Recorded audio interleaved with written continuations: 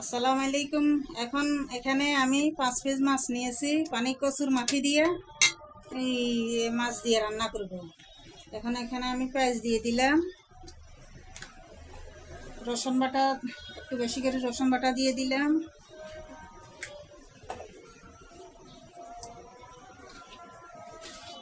স্বাদ মতো লবণ দিয়ে দিলাম, পরিমাণ মতো মরিচের গুঁড়া দিয়ে দিলাম,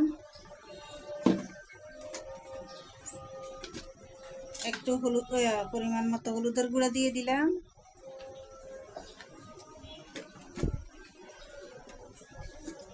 একটু জিরার গুঁড়া দিয়ে দিলাম হাফ চা চামচ। এখন তেল দিয়ে দিব,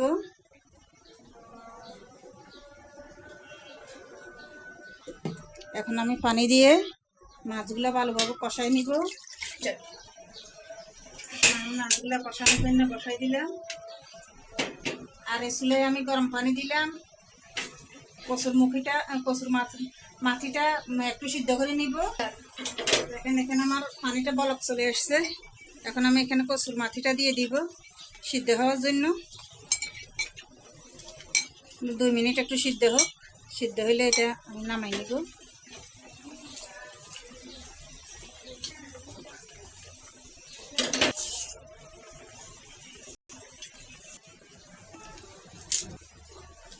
এখানে আমি 3 পিস মাছ নিয়েছি, আলু দিয়ে রান্না করব।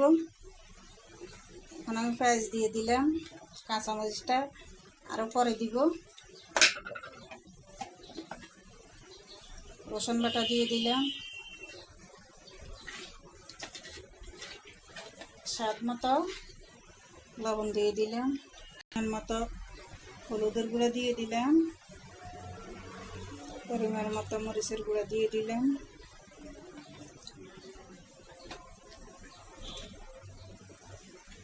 হাফ চা চামচ জিরার গুঁড়া দিয়ে দিলাম, তেল দিয়ে দিলাম। এখন আমি পানি দিয়ে মাছটা কষাই নিব। দেখেন এখানে আমার কচুর মাটিটা সিদ্ধ হয়ে গেছে, এখন আমি নামাই নিব। আর এখানে আলুর মাছটা আমি কষানোর জন্য বসাই দিছি। এখানে আমি কচুর মাছের জন্য যে মাছটা কষানো দিছি, মাছটা এখন কষানো হয়ে গেছে। এখন আমি মাছগুলো তুলে নেব, একটা একটা করে তুলে নেব। মাছ সহ কষাইলে মাছটা ভেঙে যায়, এই কারণে মাছটা আগে কষাই নিলাম। এখন এখানে আমি কচুর মাটিটা দিয়ে দিলাম। এখন আমার কচুর মাটিটা কষানো হোক।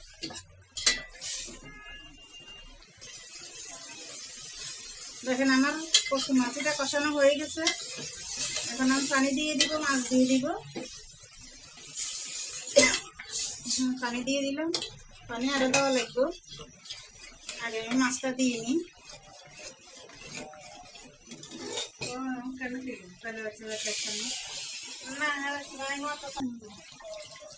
কচুর মাটি দিয়ে আঙুলায় মাছ দিয়ে এখানে আমি পানি দিয়ে দিছি।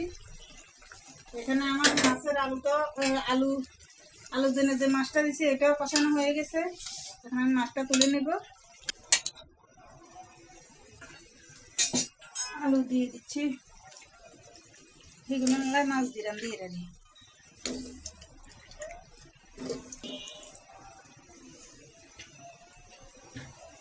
আমার কষানো হোক।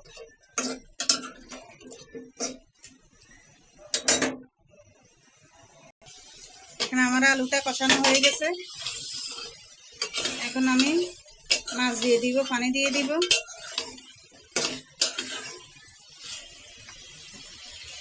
আগে আমি পানি দিয়ে দিই, পানি আর একটু দেওয়া লাগবে।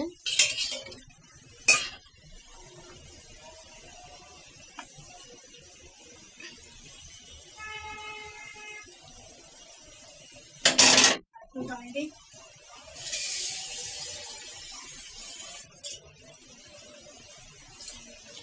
আলুটা একটু জল জল রাখবো। এখানে আমার আলু দিয়ে মাছ দিয়ে রান্না করছি, ওগুলো হয়ে গেছে। এখন আমি নামাই নিব। আর এখানে আমি কচুর মাছের জন্য একটু গরম পানি দিব।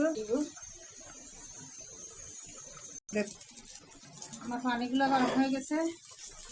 এখানে একটু কচুর মাছের ভিতরে একটু গরম পানি দিয়ে দিই, মনে হয় যেন একটু এখনো শক্ত রয়ে গেছে।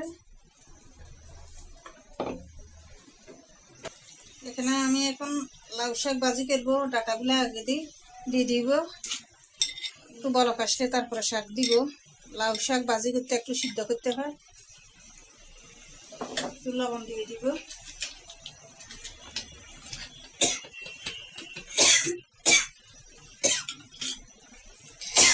এখন আমার ডাটাগুলো সিদ্ধ হয়ে আসছে, এখন আমি শাকটা দিয়ে দিব।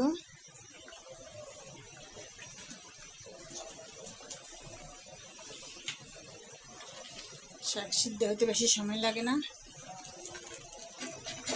ঢাকনা দিব না, ঢাকনা না দিয়ে শাকটা সিদ্ধ করলে সবুজ সবুজ কালার থাকে।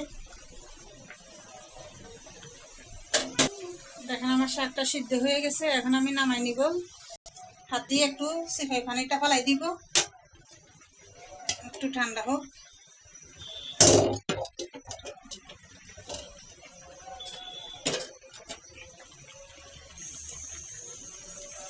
দেখেন আমার শাকটা এখন আমি একটু হাত দিয়ে সিপাই নিব, পানিটা যেন ঝরে যায়।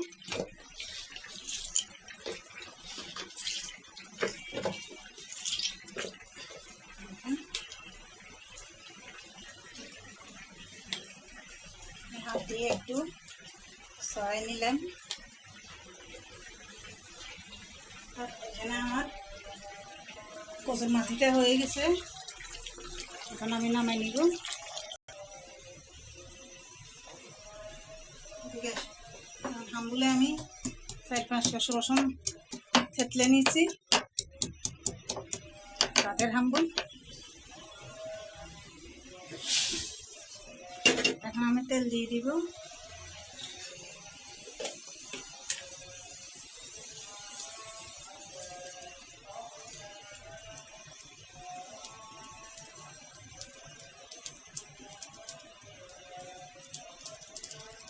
তেল দিয়ে দিলাম।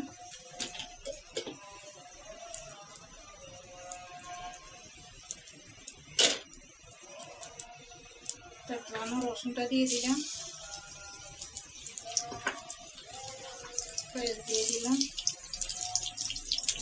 কাঁচামরিচ দিলাম। অনেকে শুকনো মরিচটা শাক ভাজির ভিতরে দেয়, আমি শুকনো মরিচ খাইতে পারি না, এই কারণে দিই না, রাখার জন্য। এখন আমি মরিচটাকে দিয়ে নিব।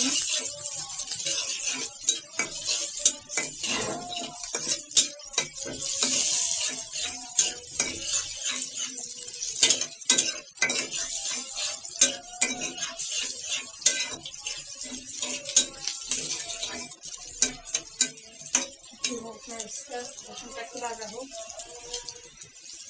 এটাকে আমি শাকটা একটু বড়াটা ভেঙে নিব।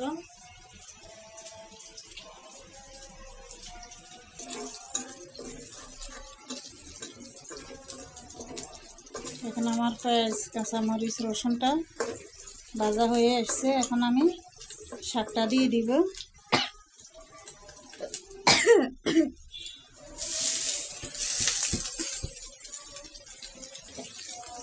সামান্য একটু লবণ দিব।